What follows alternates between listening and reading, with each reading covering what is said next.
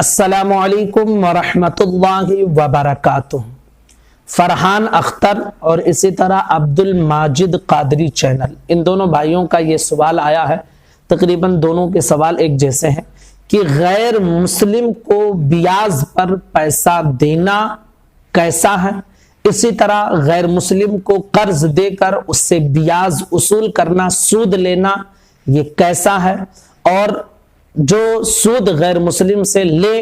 تو اس کو استعمال کر سکتے ہیں یا نہیں کر سکتے ہیں۔ آج کے اس ویڈیو میں ہم اس مسئلے کی وضاحت آپ کے سامنے پیش کریں گے۔ بہت اہم اور ضروری مسئلہ ہے، اسے دھیان سے سن کر آپ سمجھ لیں۔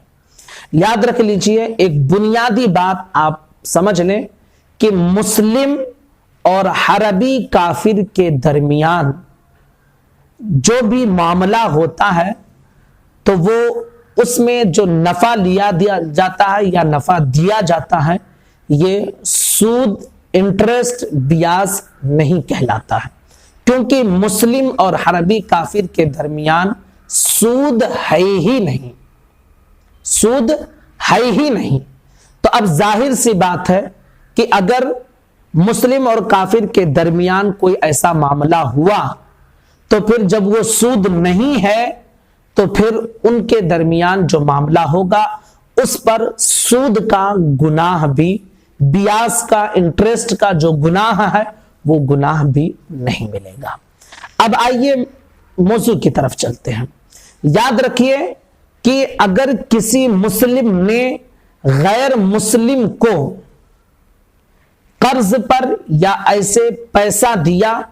اور اس سے یہ کہا کہ میں جتنا دے رہا ہوں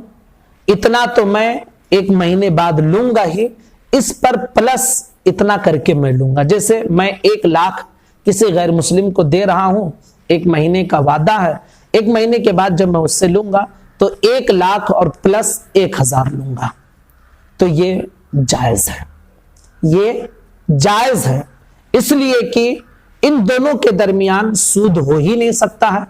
مسلم اور حربی کافر کے درمیان سود جب ہے ہی نہیں تو بلا شبہ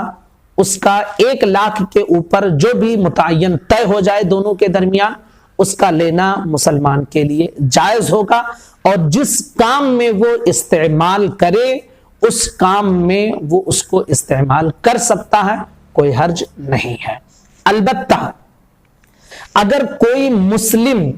کسی غیر مسلم سے پیسہ لے رہا ہے اور بعد میں جتنا وہ لے رہا ہے اس پر زائد کر کے دینا پڑے گا، تو اس کے حوالے سے فقہاء کرام نے فرمایا ہے، ہمارے علماء نے بتایا ہے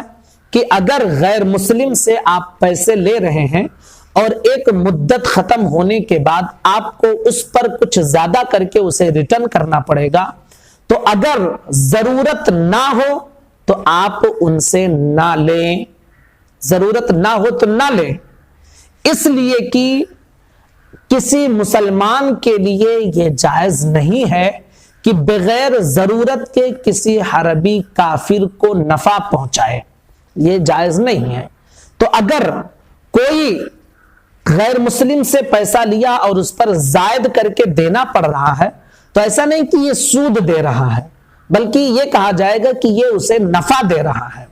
تو اس کو تو سود کا گناہ نہیں ملے گا، اس لیے کہ بھائی سود کا معاملہ ہی نہیں ہے۔ البتہ شریعت یہ منع کرے گی کہ اگر ضرورت نہ ہو، کہیں اور سے ضرورت پوری ہو سکتی ہو، تو آپ اس سے نہ لیں، کیونکہ بغیر ضرورت کے کسی حربی کافر کو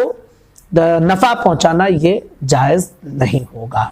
تو دیکھیے، آپ اس مسئلے کو اچھے انداز میں پھر سے سمجھ لیں کہ مسلم نے اگر غیر مسلم کو دیا قرضہ اور اس پر زائد رقم لے رہا ہے تو پھر اس کے لیے جائز ہے، اس کو جس کام میں استعمال کرنا چاہے، یوز کرنا چاہے، وہ کر سکتا ہے۔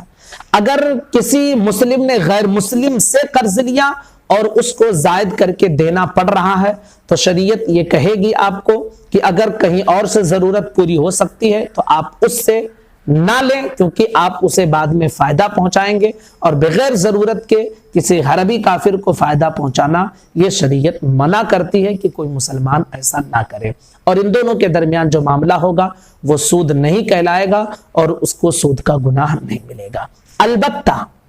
اب جو پوائنٹ کی بات کر رہا ہوں وہ سنیے، البتہ اگر کوئی معظم دینی ہو، جیسے کوئی علماء ہیں، فقہا ہیں،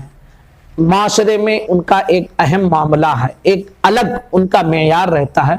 تو اس جیسے کام سے بچنا چاہیے